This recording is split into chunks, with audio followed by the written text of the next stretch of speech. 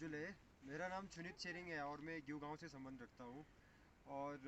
जो कि हिमाचल प्रदेश में जितने भी गांव हैं उसमें से चाइना बॉर्डर से सबसे नज़दीकी वाला गांव है हमारा। और यहाँ पर 21वीं सदी में बाढ़ की स्थिति काफ़ी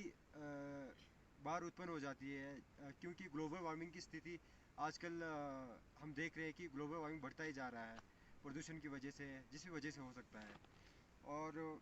उस कारण 200 बीघा से अधिक जो कृषि योग्य भूमि है हमारे गांव का, वो बाढ़ के कारण नष्ट हो चुका है। और जिस कारण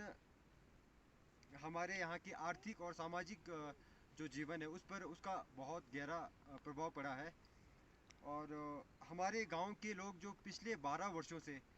राज्य सरकार और केंद्र सरकार के पास जाके कोशिश कर रहे हैं कि जो हमारे गांव के जितने भी कृषि योग्य भूमि बाढ़ की वजह से दब चुके हैं उनका तबादला करके हमें शैलाजे में ज़मीन दिया जाए। लेकिन हमें हर बार निराशा ही हाथ मिली है। और हमें मालूम चला है कि जो फॉरेस्ट कंजर्वेशन एक्ट 1980 है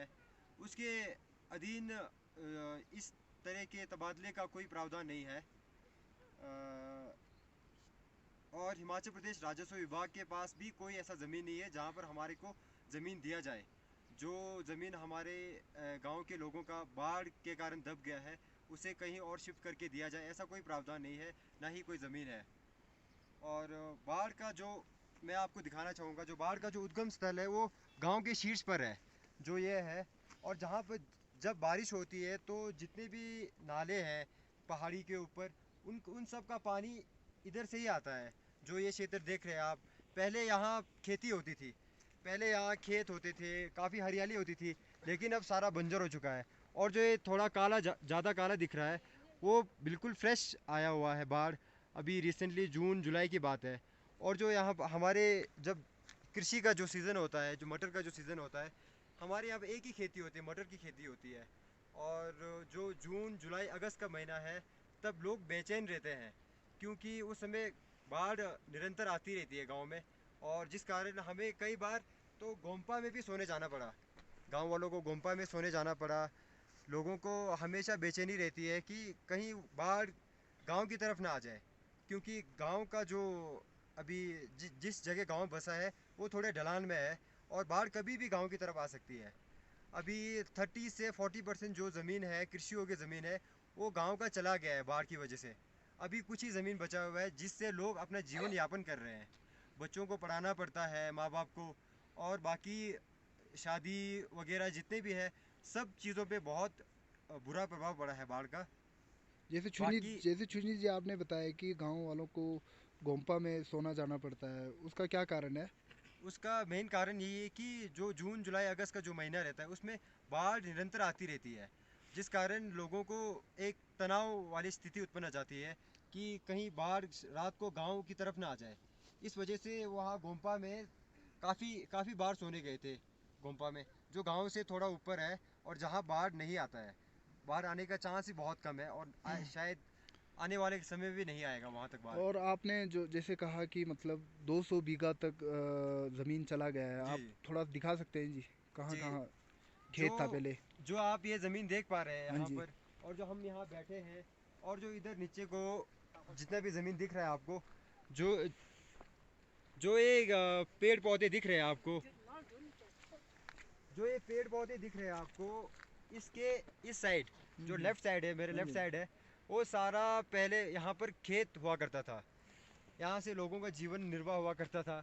अब यहाँ पर ऐसा है कि कुछ उगा नहीं सकते हम। दो कुछ लोगों ने कोशिश भी किया था कि इस जो ज़मीन है इसको जेसीबी से खुदाई करके खेत को दोबारा हरियाली किया जाए, खेती दोबारा किया जाए, लेकिन ये मुमकिन नहीं हो पाया क्योंकि बाढ़ फिर से आ गया। उस वजह से लोगों को काफ़ी परेशानी झेलनी पड़ी। और जब से शायद से 1996 से बताते हैं कि तब से बाढ़ आती रही है, लेकिन जिनका भी ज़मीन गया है उनको हर बार आर्थिक हानि हुई है और सरकार की तरफ से भी कोई मुआवजा नहीं मिला है गांव वालों को। इस वजह से हम। गांव वालों का, जैसे आपने कहा कि गांव वालों का गांव को बहुत ही नुकसान पहुंचा है, तो जी जी। गांव वालों का सबसे मेन डिमांड क्या है कि क्या क्या चाहते हैं वो? हम चाहते हैं कि हमारा राज्य एवं केंद्र सरकार से यही निवेदन रहेगा और पहले भी रहा है कि हमें जितने लोगों का ज़मीन अभी तक बहा है उन्हें शैलाचे में ज़मीन दिया जाए। ये शैलाचे जो कि हुलिंग गांव से लगता हुआ क्षेत्र है और वो यू गांव के अधीन ही आता है। और वहाँ पर अभी जो जितने भी गवर्नमेंट जितने भी सेटअप हुए हैं, गवर्नमेंट के जितने भी लैंड गवर्नमेंट के यूज़ के लिए सेटअप हुए हैं, उनके लिए भी गांव ने कोई रोक टोक नहीं किया है। तो हम चाहते हैं कि हमारे तरफ भी ध्यान दिया जाए। हम हमेशा एक तो बॉर्डर की तरफ से बॉर्डर की स्थिति की वजह से हम तनाव में रहते हैं और ऊपर से बाढ़ की स्थिति की वजह से भी तनाव में रहते हैं। जैसे जैसे आपने कहा कि वन अधिनियम के कारण आपको जो ज़मीन में जी जी। दिक्कतें आ रही है, तो यहाँ पे मैं देख पा रहा हूँ कि कहीं भी वन नहीं है। हमारा हमारा जहाँ भी सरकार गांव से बसा एक हुआ है वहाँ पे वन है, तो आप उस पे क्या कहना चाहोगे? एक एक निवेदन हमारा यही है कि सरकार से कि वन का मतलब हमें समझ आता है जहाँ पेड़ पौधे हों, लेकिन हमारे जो स्पीति जो हमारा क्षेत्र है वहाँ वन आपको दूर जो पेड़ पौधा जो हमारे को समझ आता है हाँ जी, हाँ वो जी। तो दूर दूर तक देखने को नहीं मिलता है। यहाँ तक कि पहाड़ ही देख लीजिए। अब एक सवाल उठता है कि पहाड़ों में पेड़ नहीं है, पेड़ वही है जहाँ लोग हैं। तो क्या लोगों को ज़मीन नहीं दिया जाना चाहिए पेड़ पौधे लगाने के लिए? पेड़ पौधों से ऑक्सीजन आता है। बाकी जितने भी बाकी जितने भी रिसोर्सेज हैं वो पेड़ पौधे से आने हैं। अब हमारे स्पीति जैसे क्षेत्र में पेड़ पौधे वही हैं जहाँ लोग हैं। तो पहाड़ों में आप देख सकते हैं कहीं दूर दूर तक कोई पेड़ दिखाई नहीं देता आपको। जैसे तो आपने कहा कि शैलचे में आप ज़मीन चाहते हो, क्या शैलचे भी ऐसे ही है? शैलाचे भी पूरा बैरन लैंड है। शायद हम आपको कुछ दिन में दिखाएंगे जब हम यूथ क्लब जो गांव के हैं वो वहाँ जाएंगे, फिर आपको दिखाएंगे वहाँ की स्थिति दिखाएंगे। वहाँ पूरा आपको सबको आप जितने भी तमाम लोग इस वीडियो को देखेंगे, इस वीडियो के माध्यम से हम ये गुजारिश करना चाहते हैं सरकार से कि हमारी तरफ भी ध्यान दिया जाए। हमारे यहाँ जो रिमोट क्षेत्र है, हमारा गांव रिमोट क्षेत्र में बसता है, इस वजह से मीडिया आ नहीं पाती है। बाढ़ तो हर साल आती है, बिहार बाकी जितने भी क्षेत्र हैं जहाँ बाढ़ आते हैं और वो मीडिया कवरेज हो जाता है उनका, उनकी बात सरकार तक पहुँच जाती है, जैसे लेकिन हमारी पहुँच नहीं पाती है। जैसे मैं देख पा रहा हूँ कि यहाँ पे बाढ़ जैसे प्लेन एरियाज में आता है, उससे थोड़ा डिफरेंट लग रहा है, उसके बारे में आप थोड़ा बताएंगे? प्लेन एरियाज़ में तो पानी आता है जो कुछ टाइम बाद फिर साफ़ हो जाता है, लेकिन यहाँ पर बाढ़ जो पानी के साथ मलबा आता है पूरा। और हमारा जो हिमालय बोलते हैं कि सीस्मिक जोन शायद से फोर में आता है, जो काफ़ी डेंजर जोन माना जाता है, जिसमें भूकंप जैसी स्थिति कभी भी उत्पन्न हो सकती है। और ये अनसेटल्ड माना जाता है हिमाचल के हिमालय के जितने भी पर्वत में बसे गांव वगैरह हैं। उस वजह से मलबा पानी के साथ आ जाता है और खेत दब जाता है। हम उस खेत को दोबारा खेती के लिए उपयोग नहीं कर सकते। मैं यहाँ पर हमारे साथ उपस्थित है, काफ़ी महिलाएं उपस्थित है गांव के। हाँ जी, जी। मैं अब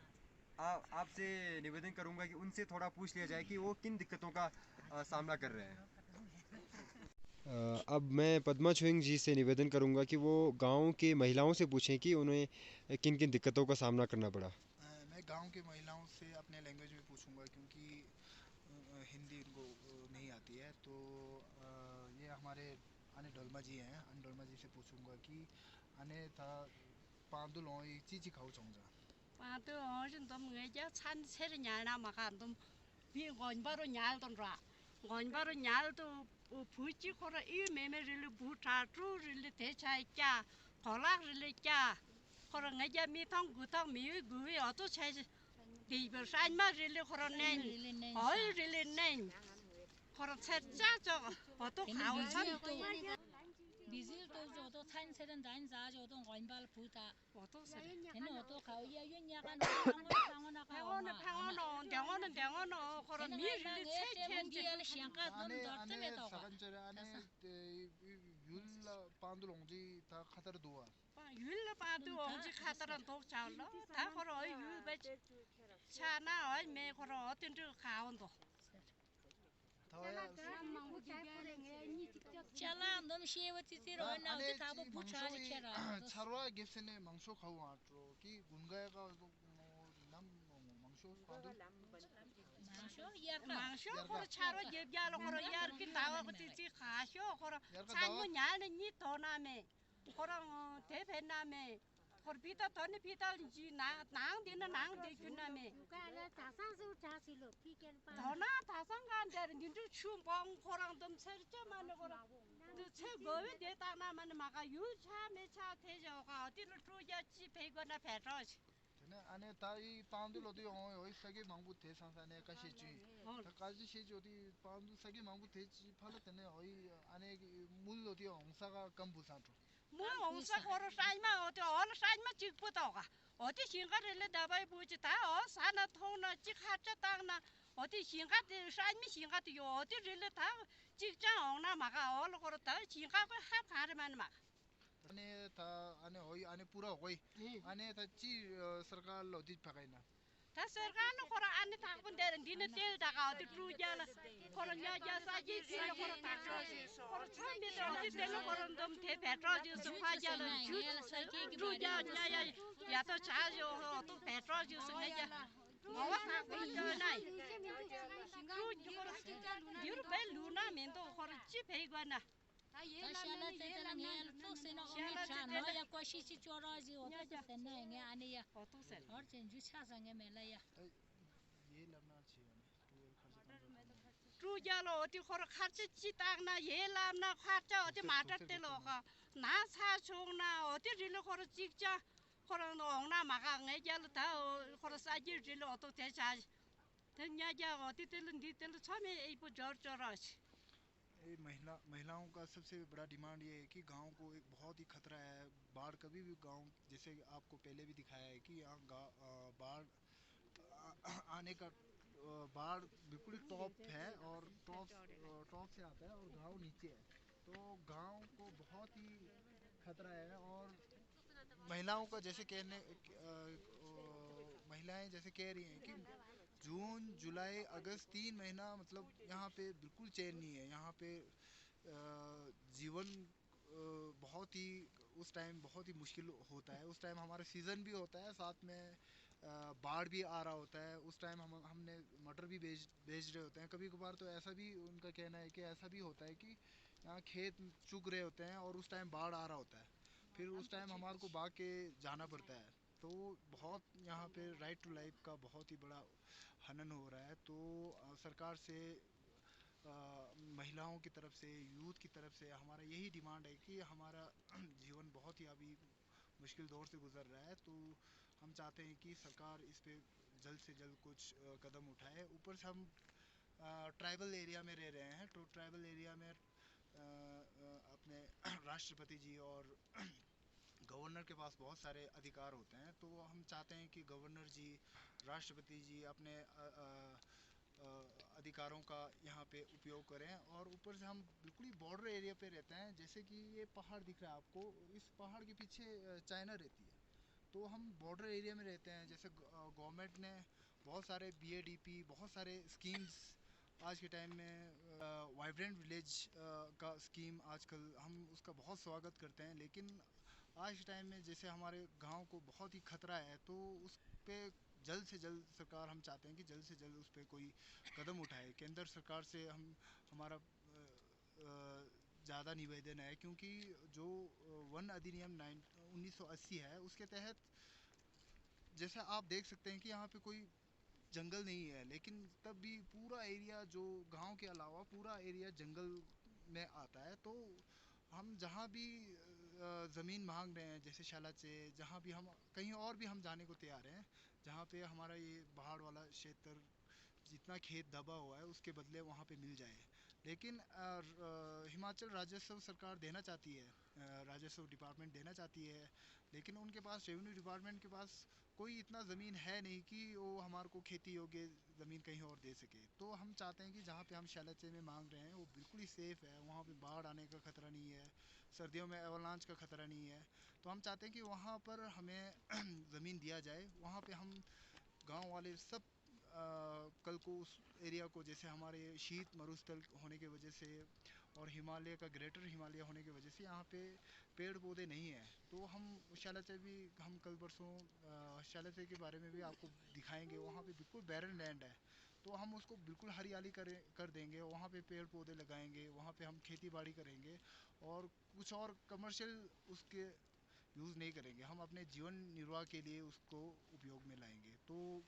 यूथ क्लब और पूरे गांव वासी और पूरे महिलाओं की तरफ से सरकार से यही निवेदन है कि सरकार जो ये काम खेती हमारे गांव का एकमात्र कमाई का साधन है। हमारे गांव में लगभग 80% से भी ज़्यादा लोग खेती पर निर्भर हैं। तो यहाँ पे महिलाओं का कहना है कि 80% से ज़्यादा खेतों पे निर्भर, 80-90% के आसपास पूरे खेतों पे निर्भर है। और हमारे यहाँ पे बस साल में एक ही फसल होता है, तो बहुत ही मतलब हमारे 40% के आसपास यहाँ पे ज़मीन बह चुका है, तो बहुत ही अभी मुश्किल दौर में गुजर रहे हैं। तो सभी महिलाओं से आग्रह है कि आप सरकार को है ना लास्ट संदेश जो देना चाहते हैं।